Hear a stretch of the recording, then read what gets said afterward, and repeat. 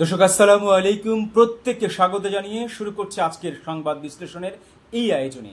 আপনাদের সাথে আছি বরাবরের মতন উবুয়াত রহমান, আর পরিবেশিত হচ্ছে পুষ্টিবাজারের সৌজন্যে। দর্শক, পুষ্টিবাজার একটি অর্গানিক প্ল্যাটফর্ম, আপনারা ভিজিট করতে পারেন www.pushtibajar.com। দর্শক, দীর্ঘ 40 দিন পর আজকে নগর ভবন খুলেছে, কিছুটা সীমিত আকারে তাদের কার্যক্রম শুরু হয়েছে। দর্শক, যেতে চাই সংবাদের বিশ্লেষণে, নানা আয়োজনের সাথে আমরা পরিচিত হতে চাই। 40 দিন পর খুলল ডিএনসিসির প্রধান কার্যালয়, নগর ভবন আংশিক চালু সেবা কার্যক্রম। টানা 40 দিন বন্ধ থাকার পর অবশেষে খুলেছে ঢাকা দক্ষিণ সিটি কর্পোরেশন প্রধান কার্যালয় নগর ভবন। আজ রোববার সকালে নগর ভবনের প্রধান ফটক খুলে দেওয়া হয়। সকাল 9টা থেকে ডিএনসিসির কিছু কর্মকর্তা কর্মচারী নগর ভবনের ভেতরে প্রবেশ করেন। নগর ভবনের আংশিকভাবে শুরু হয়েছে নাগরিক সেবা কার্যক্রম। এর ফলে গত 10 মে থেকে শুরু হওয়া অচল অবস্থার এক ধরনের সমাপ্তি ঘটল। তবে এখনও পুরোপুরি স্বাভাবিক হয়নি নগর ভবনের কার্যক্রম।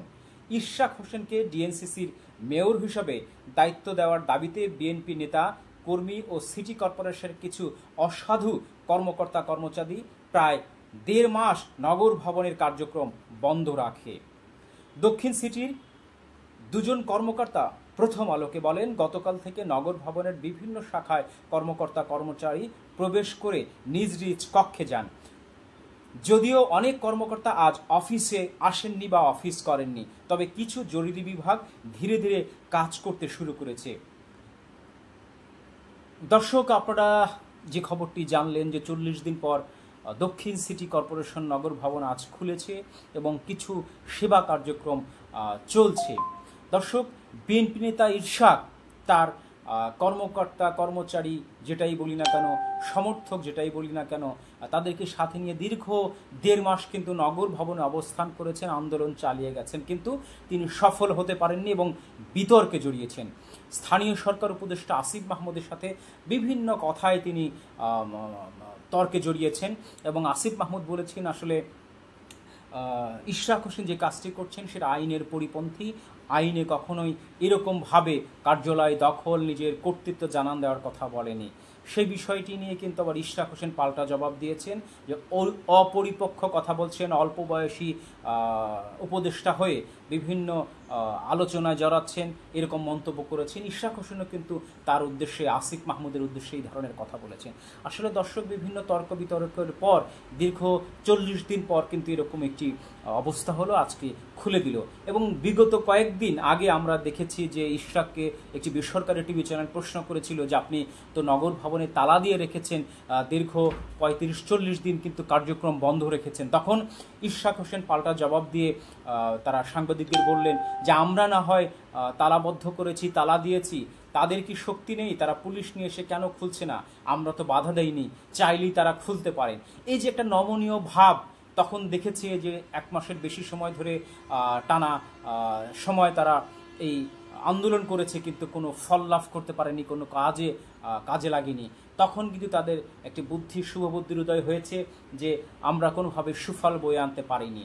এবং বিএনপির তরফ থেকেও কিন্তু এই বিষয় নিয়ে কোনো আনুষ্ঠানিকভাবে মতামত জানায়নি। তাহলে আমরা কি দেখলাম? তাহলে কিন্তু একদম পুরোপুরি জনগণের মধ্যে যে ইশরাকের ভালোবাসা ছিল, গ্রহণযোগ্যতা ছিল, সেটা কিন্তু পুরোপুরি আমার কাছে মনে হয় এই ঘটনার পরে অনেকটাই চলে গেছে, তাদের ভালোবাসা কমে গেছে। কারণ তরুণ নেতা হিসাবে সে বিগত দিনে যেরকম আন্দোলন সংগ্রামের মধ্যে তার কণ্ঠ উচ্চারিত করেছেন, তাদেরকে উজ্জীবিত করেছেন দলের নেতাকর্মীদের, এবং মানুষও কিন্তু তাকে এক্সক্রেপ্ট করেছে, যেরকম আমাদের সাদেক হোসেন খোকা সাহেবের সুযোগ্য সন্তান হিসেবে তারা গ্রহণ করেছিল। কিন্তু এই কর্মকাণ্ডের জন্য আমি মেয়র হব, আমিই মাননীয় মোর, এই ধরনের যে বক্তব্য তিনি দিয়েছেন এবং অচল করে দিয়েছেন নগর ভবন, এ থেকে কিন্তু নগরবাসী বা জনগণ তার কাছ থেকে মুখ ফিরিয়ে নিয়েছে অনেকাংশে, এবং তার যে ভালোবাসা ছিল জনগণের মাঝে, সেই গ্রহণযোগ্যতা কিন্তু অনেকাংশেই কমে গেছে।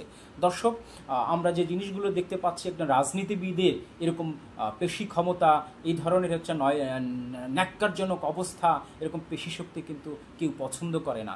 আমরা জানি যে একজন রাজনীতিবিদের তার ধর্ম হওয়া উচিত, তার কর্ম হওয়া উচিত অনেক বেশি মানবিক, অনেক বেশি শ্রদ্ধার, অনেক বেশি গ্রহণযোগ্যতার। সেই কাজটি কিন্তু আমাদের এই ইশরাক হোসেন, ইঞ্জিনিয়ার ইশরাক হোসেন করেননি। দর্শক, এরকম কর্মকাণ্ড যেন আমাদের রাজনীতিবিদরা না করেন এবং এই ধরনের কর্মকাণ্ড থেকে যারা যেন সরে আসেন। মানবিক বাংলাদেশ চাই, মানবিক মানুষ চাই, মানবিক রাষ্ট্র চাই। দর্শক, ভালো থাকবেন, দেখা হবে নতুন কোনো আলোচনায়।